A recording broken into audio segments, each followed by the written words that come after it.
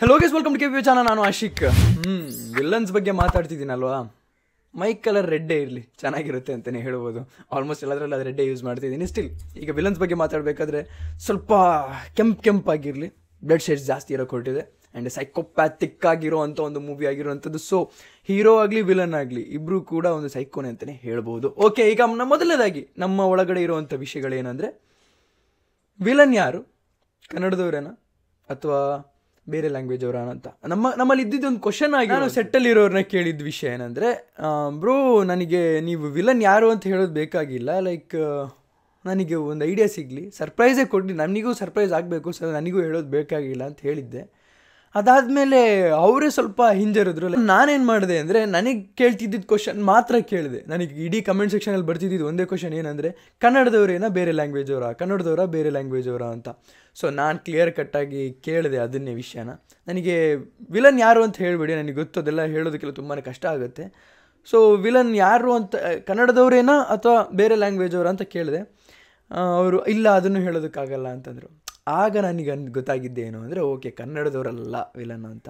ಆ್ಯಕ್ಚುಲಾಗಿ ನಮ್ಮ ವಿಲನ್ ಆಗಿರುವಂಥದ್ದು ಇಡೀ ಮೂವಿಲಿ ದೊಡ್ಡ ವಿಲನ್ ಆಗಿರುವಂಥದ್ದು ಅದು ಡೆವಿಲ್ಲೇ ಆಗಿರುವಂಥದ್ದು. ಅಂದರೆ ಡೆವಿಲ್ ದ ಹೀರೋ ಏನಿದ್ದಾರೆ, ಹೀರೋ ಅವರೇ ಡೆವಿಲ್ ಆಗಿರುವಂಥದ್ದು. ಸೊ ಇಲ್ಲಿ ಆ್ಯಕ್ಚುಲಾಗಿ ವಿಲನ್ ಯಾರು ಅಂತ ಕೇಳಿದಾಗ ಕನ್ನಡದವರೇನಾ ಅಂತ ಹೇಳೋದು ಕಷ್ಟ ಆದಾಗ ನನಗೆ ಗೊತ್ತಾಯಿತು ಇದು ಬೇರೆ ಲ್ಯಾಂಗ್ವೇಜ್ ಅವರೇ ಆಗಿರುವಂಥದ್ದು ಅಂತ. ಸೊ ನಾನು ಮತ್ತೆ ಕ್ವಶನ್ ಅಂದರೆ ಗೆಸ್ ಮಾಡಿ ಅಂತ ಕೇಳಿದಾಗ ವಿಜಯ್ ಸೇತುಪತಿಯವರ ಅಂತ ಕೇಳಿದಾಗ ಅವ್ರದ್ದು ಒಂದು ರಿಯಾಕ್ಷನ್ ಇತ್ತಲ್ಲ. ಸೊ ನನಗೇನು ಅನ್ನಿಸ್ತಾ ಇದೆ ಅಂದರೆ, ನೋಡಿ ಅವ್ರಿಗೇನು ಗೊತ್ತಾ, ಅವ್ರಿಗೆ ಹೇಳೋದಕ್ಕಾಗಲ್ಲ. ಯಾಕೆ ಅಂದರೆ ಈಗ ನನ್ನನ್ನು ಕೇಳಿದ್ರೆ ನನಗೆ ಯುವ ಮೂವಿ ಬಗ್ಗೆ ಎಲ್ಲದನ್ನು ಬಿಟ್ಕೊಡೋದಕ್ಕಾಗಲ್ಲ. ಯಾಕೆಂದರೆ ನನ್ನ ತಲೆಯಲ್ಲಿ ಇರುತ್ತೆ ಗುರು, ಯಾಕೆಂದರೆ ನಾನು ಅದರಲ್ಲಿ ಕೆಲಸ ಮಾಡಿದ್ದೀನಿ, ಹಿಂಗೆ ಬಿಟ್ಕೊಡೋಕ್ಕಾಗುತ್ತೆ ಅಂತೆಲ್ಲ ಯೋಚನೆ ಇರುತ್ತೆ. ಹಾಗಾಗಿ ಅದೇ ರೀತಿಯೇ ಆಗಿರೋವಂಥದ್ದು. ಡೆವಿಲ್ ಬಗ್ಗೆ ಹೇಳೋದಾದರೆ, ವಿಜಯ್ ಸೇತುಪತಿಯವರು ಇದ್ದಾರಾ ಅಂತ ಗೆಸ್ ಮಾಡೋದಾದರೆ, ಇದ್ದರೆ ಎಷ್ಟು ಚೆನ್ನಾಗಿರುತ್ತೆ ಅಂತ ನನ್ನನ್ನು ಕೇಳೋದಾದರೆ, ನೋಡಿ ನಾವು ಡಿ ಬಾಸ್ ಅವ್ರನ್ನ ಮೆಜೆಸ್ಟಿಕ್ ಮೂವಿಲಿ ನೋಡಿದ್ದೀವಿ, ಯಾವ ರೀತಿ ಸೈಕೋಪ್ಯಾಥಾಗಿ ಅವ್ರನ್ನ ತೋರಿಸ್ಕೊತಾರೆ, ಅವರ ಸ್ಕ್ರೀನ್ ಪ್ರೆಸೆನ್ಸ್ ಹೇಗಿರುತ್ತೆ ಅಂತ ನಾವು ನೋಡಿದ್ದೀವಿ.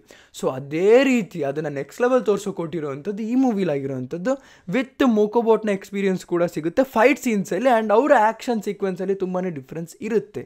ನೀವು ಆ ಕಂಪ್ಲೀಟ್ ಶೇವೆಲ್ಲ ನೋಡಿದ್ರೇ ನಿಮಗೆ ಗೊತ್ತಾಗುತ್ತೆ ಯಾವ ರೀತಿ ಒಂದು ಲೈಕ್ ಸೈಕೋಪಾತ್ ಅವರ OCD ಏನು ಗೊತ್ತಾ, OCD ಅಂತ ಇರುತ್ತೆ ಅವರಿಗೆ ಒಂದು, ಲೈಕ್ ಎಲ್ಲ ಕ್ಲೀನ್ ಇರಬೇಕು, ಕೋಟ್ ಆಗಲಿ ಎಲ್ಲ, ಆ ಡ್ರೆಸ್ ಮೆಟೀರಿಯಲ್ ಕೂಡ ಹಾಗೇ ಅಂಥ clean like silky type materials ಆಗಿರೋವಂಥದ್ದು. ಇದು ಕೂಡ ಸೆಟ್ಟಿಂದನೇ ಬಂದಿರೋಂಥ ನ್ಯೂಸು. ನಾನು ಫಸ್ಟೇ ಹೇಳಿದ್ದೆ ಟೀಸರ್ ಬರೋದಕ್ಕೂ ಮೊದಲೇ. ಯಾರಾದರೂ ನ್ಯೂಸ್ ನೋಡಿದರೆ ದಯವಿಟ್ಟು ಕಮೆಂಟ್ ಸೆಕ್ಷನ್ ತಿಳಿಸಿ. ಹಾಗೆಯೇ ಈ ಥರದ್ದು ಆಪೋಸಿಟ್ಟಾಗಿ ಯಾರಾದರೂ ಬರೋದಾದರೆ, ಇಂಥ ಕ್ಯಾರೆಕ್ಟ್ರಿಗೆ ಆಪೋಸಿಟಾಗಿ ಯಾರಾದರೂ ಬರೋದಾದರೆ, ಈಗ ಸದ್ಯಕ್ಕೆ ನಮಗೆ ಗೊತ್ತಿರುವಂಥದ್ದು ವಿಜಯ್ ಸೇತುಪತಿಯವರೇ ಕರೆಕ್ಟಾಗಿರುವಂಥದ್ದು.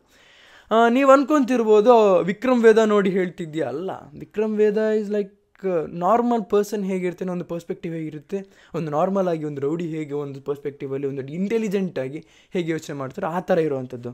ಬಟ್ ನಾನು ಯಾವಾಗ ಇದನ್ನು ಡಿಸೈಡ್ ಮಾಡಿದೆ ಅಂದರೆ, ವಿಕ್ರಮ್ ಮೂವಿ ನೋಡಿದ್ಮೇಲೆ ಆ ಒಂದು ಡ್ರಗ್ ತೊಗೊಂಡು ಅವ್ರು ಆಡ್ತಾರಲ್ಲ, ಒಂಥರ ಸೈಕೋ ಥರನೇ, ಲೈಕ್ ಮಾತಾಡಲ್ಲ ಏನಿಲ್ಲ, ಬರೀ ಹೊಡೆಯೋದು ಮಾತ್ರ, ಆ ರೀತಿ ಒಂದು ಕ್ಯಾರೆಕ್ಟರ್ ಅದನ್ನು ಸ್ವಲ್ಪ ಡಿಫ್ರೆನ್ಷಿಯೇಟ್ ಮಾಡಿದ್ರಲ್ಲಿ ಹಾಕ್ತಾರೆ ಅಂದರೆ ಪರ್ಫೆಕ್ಟ್ ಕ್ಯಾರೆಕ್ಟರ್ ಅಂತಲೇ ಹೇಳ್ಬೋದು. ಆ ಸರ್ಸು ಇವರೇ ಆಗಿರ್ಬೋದು ಕೂಡ. ನನಗೆ ಈ ಮಾತನ್ನ ನೆನ್ನೆ ವೀಡಿಯೋದಲ್ಲೇ ಮಾತಾಡ್ಕೋಬೋದಾಗಿತ್ತು, ಆದರೆ ನನಗೆ ಇದು ಗೊತ್ತಾಯಿತು, ಇದು ತುಂಬಾ ಉದ್ದ ಎಳೆಯುವಂಥ ವಿಷಯ ಇದೆ ಇದರಲ್ಲಿ, ನನಗೆ ನಿಮ್ಮ ಜೊತೆ ಡಿಸ್ಕಷನ್ ಮಾಡುವಂಥ ವಿಷಯ ಇದೆ ಇದರಲ್ಲಿ ಅಂತದ್ದಕ್ಕೆ ನಾನು ಇದು ಸಪ್ರೇಟ್ ವೀಡಿಯೋದಲ್ಲಿ ಬರ್ತಾ ಇರೋವಂಥದ್ದು. ಪ್ರತಿಯೊಂದು ಮೂವಿದು ಬರ್ತೀನಿ ಸಪ್ರೇಟ್ ವೀಡಿಯೋದಲ್ಲಿ. ಇಂಪಾರ್ಟೆಂಟ್ ಅನಿಸಿದ್ರೆ ಮಾತಾಡಬೇಕು, ನಿಮ್ಮ ಜೊತೆ ಡಿಸ್ಕಸ್ ಮಾಡಬೇಕು ಅಂತ ಅನಿಸಿದ್ರೆ ನಾನು ಬರ್ತೀನಿ. ಏನಕ್ಕೆ ಇದ್ರ ಬಗ್ಗೆ ಡಿಸ್ಕಸ್ ಮಾಡ್ತಿದ್ದೀನಿ ಅಂದರೆ, ವಿಲನ್ನು ಈಗ ಕನ್ನಡದವರಲ್ಲ ಅಂತ ಒಂದು ಗೆಸ್ಸಲ್ಲಿ ಅಥವಾ ವಿಜಯ್ ಸೇತುಪತಿಯವರು ಇದ್ದಾರೆ ಅಂತ ಗೆಸ್ಸಲ್ಲಿ ಯಾಕೆ ಇಷ್ಟೊಂದು ಗೆಸ್ ಮಾಡ್ತಿದ್ವಿ ಅಂದರೆ, ಇದೊಂದು ಆ ಒಂದು ರೀತಿಯ ಮೂವಿ, ಆ ಟೈಪ್ನ ಒಂದು ಕ್ಯಾರೆಕ್ಟರ್ನ ಇಂಟ್ರಡ್ಯೂಸ್ ಮಾಡಿಸಿದ್ದಾರೆ. ಡೆವಿಲ್ ದ ಹೀರೋದು ಜಸ್ಟ್ ಫಸ್ಟ್ ಲುಕ್ನ ನಾವು ನೋಡಿದಾಗ ಆ ಒಂದು ಕ್ಯಾರೆಕ್ಟರ್ನ ಇಂಟ್ರಡ್ಯೂಸ್ ಮಾಡಿಸಿದ್ದಕ್ಕೆ ನಾನು ಹೇಳ್ತಿರೋವಂಥದ್ದು.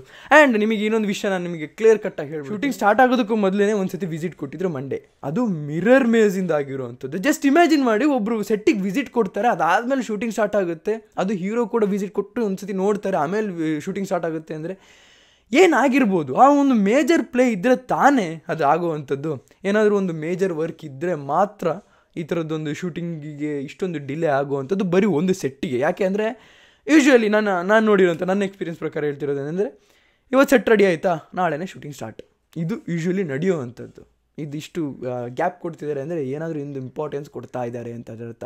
ಇದೇ ನಮಗೆ ಬೇಕಾಗಿರುವಂಥದ್ದು. ನೀವು ಮೂವಿ ಎಷ್ಟೇ ಲೇಟಾಗಿ ತನ್ನಿ, ನಮಗೇನು ಪ್ರಾಬ್ಲಮ್ ಇಲ್ಲ, ಆದರೆ ಈ ಲೇಟಾಗಿ ತಂದಾಗ ಒಂದು ಎಕ್ಸ್ಪೀರಿಯೆನ್ಸ್ ಇರುತ್ತಲ್ಲ, ಥಿಯೇಟ್ರಿಕಲ್ ಎಕ್ಸ್ಪೀರಿಯೆನ್ಸ್ ಇರುತ್ತಲ್ಲ, ಅದು 3-4 ವರ್ಷಕ್ಕೆ ನೆನ್ಪಿಡ್ಕೊಳ್ಳೋ ರೀತಿ ಇಡಬೇಕು.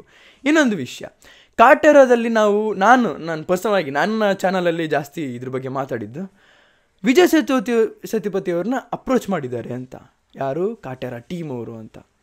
ಆದರೆ ಕಾಟೇರ ಮೂವಿಲಿದ್ದಾರೆ ಅಂತ ನಾನು ಯಾವುದೇ ವಿಡಿಯೋದಲ್ಲೂ ಹೇಳ್ಕೊಂಡಿಲ್ಲ.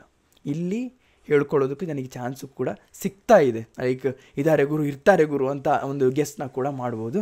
ನನಗೀಗ ಏನು ಅನ್ನಿಸ್ತಿದೆ ಅಂದರೆ, ಆ ಸೆಟ್ಟಿಂದ ಆ ಟೀಮಿಂದ ಏನು ಹೋಗಿತ್ತಲ್ಲ, ಅದು ಹೋಗಿದ್ದು ಈ ಸಿನಿಮಾಗೋಸ್ಕರ ಆಗಿರಬಹುದೇನೋ ಅಂತ ಅನ್ನಿಸ್ತಾ ಇದೆ. ಸೊ ಆ ಟಾಕ್ಸ್ ಸುಮ್ಮನೆ ಬಂದಿರಲ್ಲ, ವಿಜಯ್ ಸೇತುಪತಿ ಅವ್ರನ್ನ ಮಾತಾಡ್ಸಿರಂತ ಎಲ್ಲರಿಗೂ ಸುಮ್ಮನೆ ಬರಲ್ಲ. ಅದು ಅಲ್ಲದೆ ನನ್ನ ಚಾನಲಲ್ಲಿ ಈ ಥರದೊಂದು ವೀಡಿಯೋ ಹಾಕಿದ್ಮೇಲೆ ಎಲ್ಲ ಕಡೆನೂ ಇದ್ರ ಬಗ್ಗೆ ಮಾತಾಡ್ತಾನೆ ಹೋದರು. ನನ್ನನ್ನು ಕ್ವಶನ್ ಕೇಳಿದ್ದಲ್ಲ ವಿಜಯ್ ಸೇತುಪತಿ ಅವ್ರು ಇದ್ದಾರಾ ಅಂತ ಕೇಳಿದ್ದಲ್ಲ. ಲೈಕ್ ಇಲ್ಲಿಂದನೇ ಸ್ಟಾರ್ಟ್ ಆಗಿದ್ದು ಎಲ್ಲ ಕಡೆ ನ್ಯೂಸ್ ಸ್ಪ್ರೆಡ್ ಆಗೋದಕ್ಕೆ. ಹಾಗಾದರೆ ಈ ನ್ಯೂಸ್ ಎಲ್ಲಿಂದ ಸುಮ್ಮನೆ ಬಂದಿರೋಕ್ಕೆ ಚಾನ್ಸೇ ಇಲ್ಲ, ಆಯಿತಾ? ಇದು ಬಂದಿರೋವಂಥದ್ದು ಅವ್ರು ಅಪ್ರೋಚ್ ಮಾಡಿರೋದ್ರಿಂದ. ಇದಕ್ಕೂ ಮೊದಲು ಏನಕ್ಕೂ ಅಪ್ರೋಚ್ ಮಾಡಿದರೆ ಅದು ಇದೇ ಮೂವಿಗೆ ಆಗಿರಬಹುದು ಅಂತ ನನ್ನ ಒಂದು ಗೆಸ್ ಆಗಿರೋ ಅಂಥದ್ದು, ಆಯಿತಾ?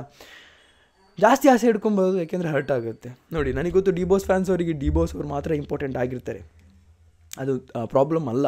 ಆದರೂ ಕೂಡ ಇಂಥ ಕ್ಯಾರೆಕ್ಟರ್, ಸ್ಟ್ರಾಂಗೆಸ್ಟ್ ಕ್ಯಾರೆಕ್ಟರ್ ಎದುರುಗಡೆ ಇನ್ನೊಂದು ಸ್ಟ್ರಾಂಗೆಸ್ಟ್ ಕ್ಯಾರೆಕ್ಟರ್ ನಿಂತಾಗಲೇ ಆ ಮೂವಿ ಇನ್ನೊಂದು ನೆಕ್ಸ್ಟ್ ಲೆವೆಲಿಗೆ ಹೋಗುವಂಥದ್ದು. ಆ್ಯಂಡ್ ಇನ್ನು ಕಮರ್ಷಿಯಲ್ ಅಂತ ಬಂದಾಗ ಸಿಂಗಲ್ ಹ್ಯಾಂಡೆಡ್ ಹೀರೋನ ಮಾತ್ರ ಫೋಕಸಲ್ಲಿ ಇಡ್ತಾರೆ. ಆದರೆ ಇಲ್ಲಿ ಈ ಥರದೊಂದು ಸಿನಿಮಾ ಅಂತ ಬಂದಾಗ, ಅದು ಮಿಲನ ಪ್ರಕಾಶ್ ಅವರು ಮಾಡೋವಂಥ ಸಿನಿಮಾ ಅಂತ ಬಂದಾಗ ಎಲ್ಲ ಕ್ಯಾರೆಕ್ಟರ್ಸ್ ಇಂಪಾರ್ಟೆಂಟ್ ಆಗುತ್ತೆ. ಅದ್ರ ಜೊತೆಗೆ ನೀವು ಯಾವಾಗಲೂ ಒಂದು ಸೈಕೋ ಟೈಪ್ನ ಮೂವೀಸ್ನ ತೆಗಿಬೇಕಾದ್ರೆ ಪ್ರತಿಯೊಂದು ಕ್ಯಾರೆಕ್ಟರು ಮೈನರ್ ಡೀಟೇಲ್ಸ್ ಕೂಡ ತುಂಬಾ ಇಂಪಾರ್ಟೆಂಟ್ ಆಗುತ್ತೆ.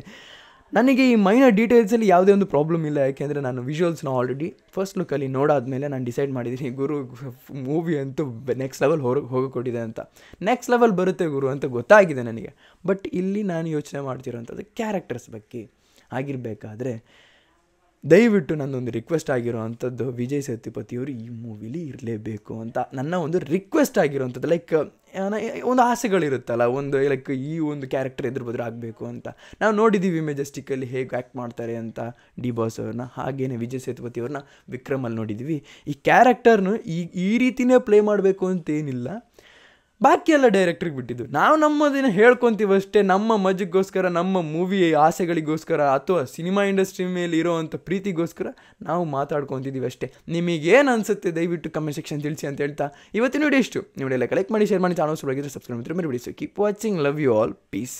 ಹಾಗೇನೆ ಮೂವೀಸ್ ಅಪ್ಡೇಟ್ಸ್ ವಿಡಿಯೋ ಇವತ್ತು ಈವ್ನಿಂಗ್ ಬರುತ್ತೆ, ಹೆದರಬೇಡಿ.